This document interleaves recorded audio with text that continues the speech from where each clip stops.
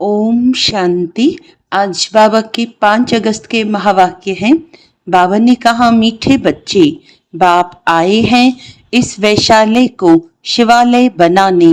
तुम्हारा कर्तव्य है वैश्याओं को भी ईश्वरीय संदेश दे, उनका भी कल्याण करना।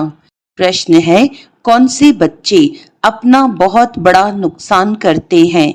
उत्तर है, जो किसी भी कारण से मुरली अर्थात पढ़ाई मिस करते हैं, वह अपना बहुत बड़ा नुकसान करते हैं। कई बच्चे तो आपस में रूठ जाने के कारण क्लास में ही नहीं आते, कोई न कोई बहाना बनाकर घर में ही सो जाते हैं।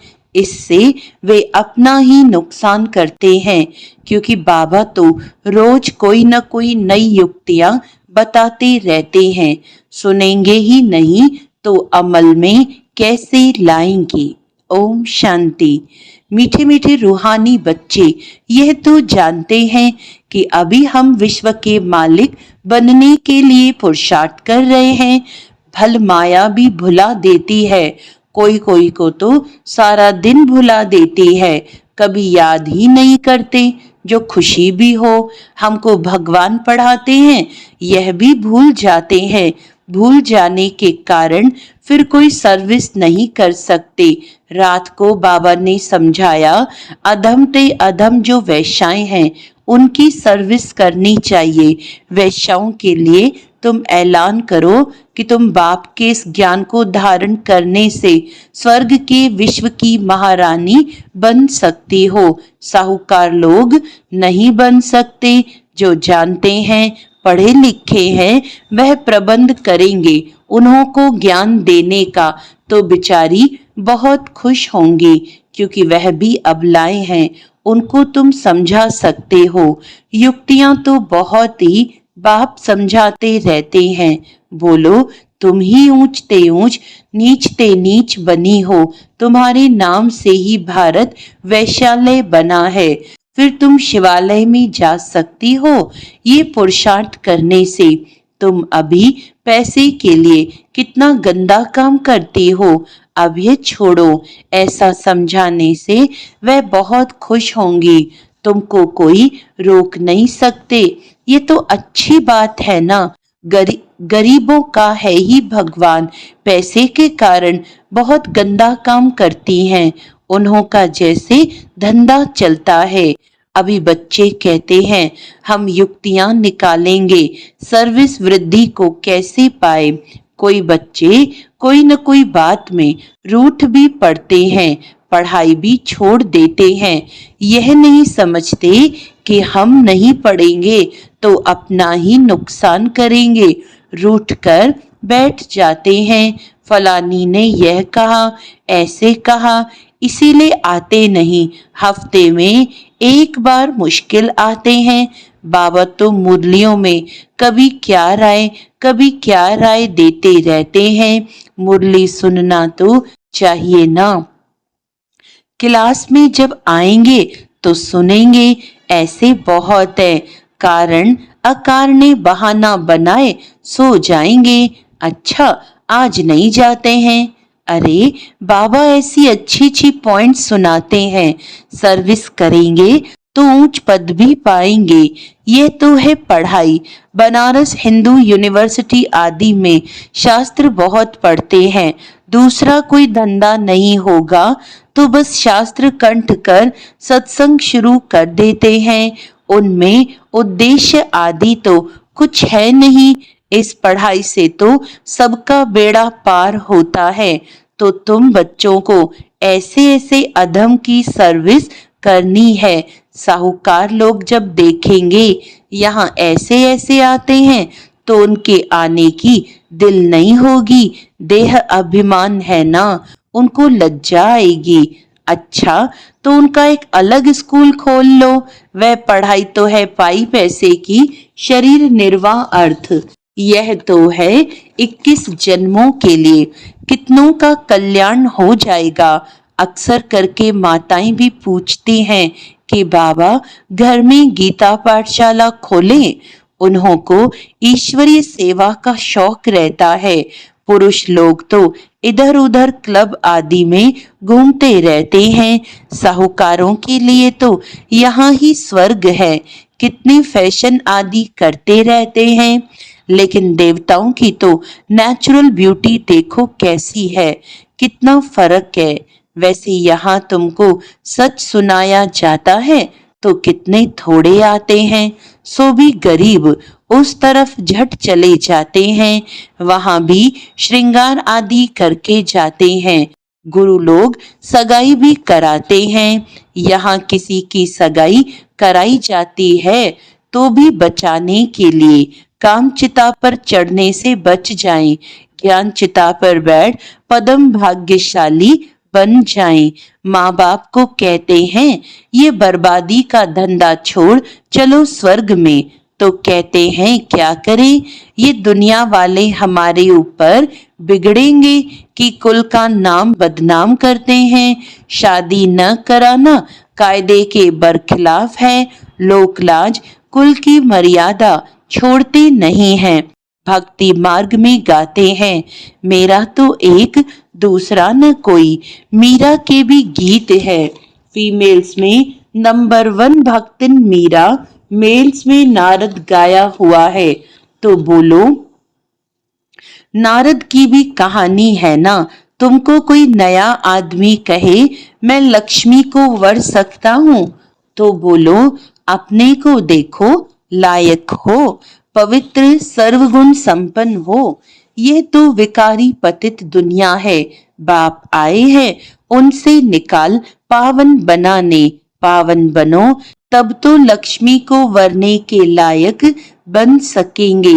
यहाँ बाबा के पास आते हैं, प्रतिज्ञा करते, फिर घर में जाकर विकार में गिरते हैं। ऐसे ऐसे समाचार आते हैं। बाबा कहते हैं ऐसे ऐसे को जो ब्राह्मणी ले आती है उनके ऊपर भी असर पड़ जाता है। इंद्र सभा की कहानी भी है ना, तो ले आने वाले पर भी दंड पड़ जाता है। बाबा ब्राह्मणियों को हमेशा कहते हैं कच्चे कच्चे को मत ले आओ, तुम्हारी अवस्था भी गिर पड़ेगी, क्योंकि बेकायदे ले आए। वास्तव में ब्राह्मणी बनना है बहुत सहज, 15 दिन में भी बन सकती है। बाबा किसको भी समझाने की बहुत सहज युक्ति बताते हैं। तुम भारतवासी आदि सनातन देवी देवता धर्म के थे, स्वर्गवासी थे, अब नरकवासी हो। फिर स्वर्गवासी बनना है तो ये विकार छोड़ो, सिर्फ बाप को याद करो तो विकर्म विनाश हो जाए। कितना सहज है, परंतु कोई बिल्कुल समझते नहीं है। खुद ही नहीं समझते तो औरों को क्या समझाएंगे। वानप्रस्थ अवस्था में भी मोह की रग जाती रहती है। आजकल वानप्रस्थ अवस्था में इतने नहीं जाते हैं, तमो प्रधान है ना, यहाँ ही फंसे रहते हैं।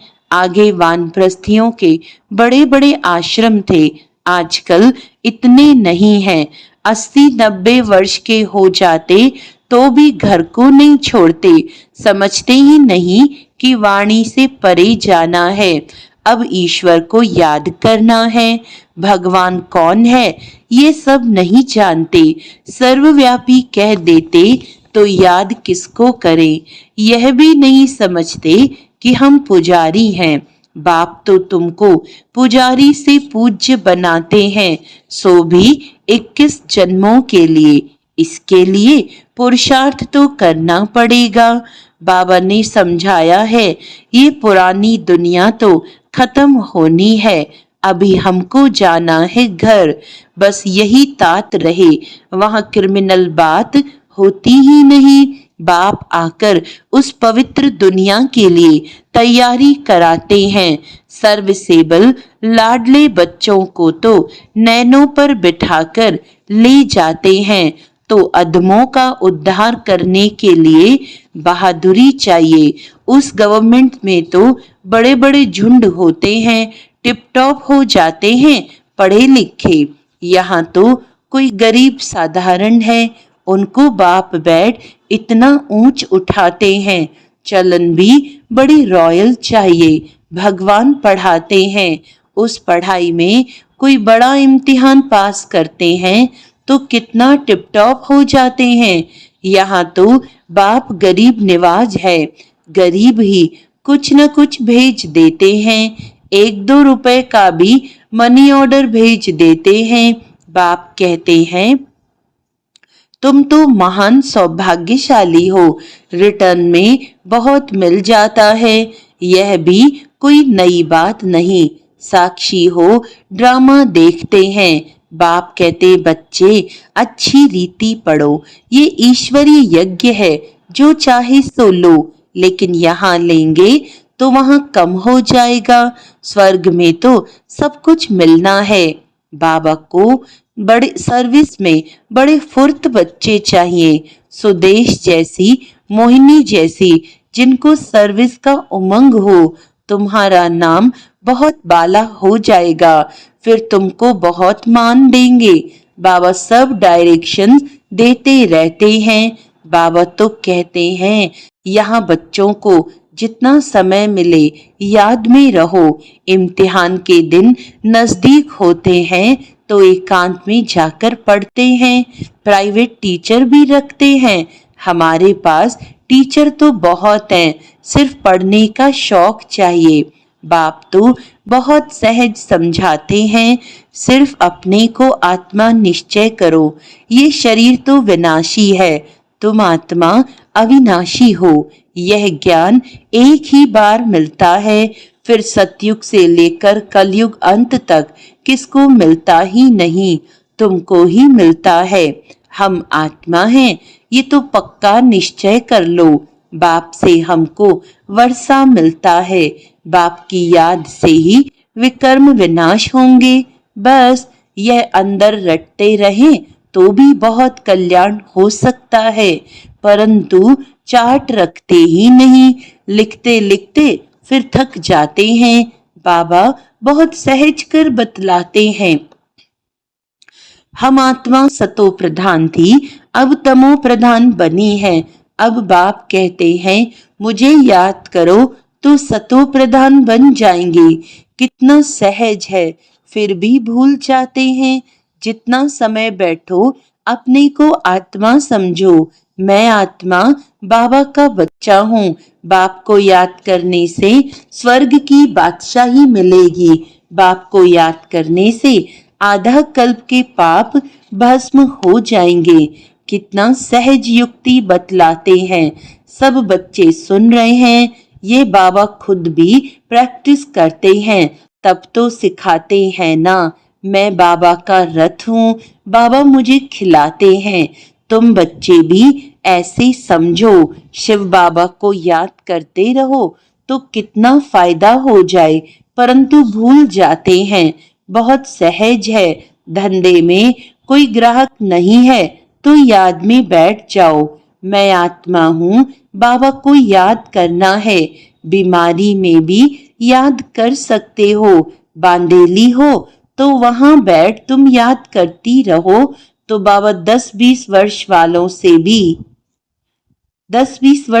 से भी ऊंच पद पा सकती हो। अच्छा, मीठे मीठे सिकिलदे बच्चों प्रति माता पिता बाप दादा का याद प्यार और गुड मॉर्निंग। रूहानी बाप की रूहानी बच्चों को नमस्ते। हम रूहानी बच्चों की रूहानी बाप दादा को याद प्यार गुड मॉर्निंग, नमस्ते नमस्ते नमस्ते जी। धारणा के लिए मुख्य सार है, सर्विस में बहुत बहुत फुर्त बनना है। जितना समय मिले एकांत में बैठ बाप को याद करना है। पढ़ाई का शौक रखना है, पढ़ाई से रूठना नहीं है। अपनी चलन बहुत बहुत रॉयल रखनी है। बस अब घर जाना है, पुरानी दुनिया खत्म होनी है, इसीलिए मोह की रगें तोड़ देनी है।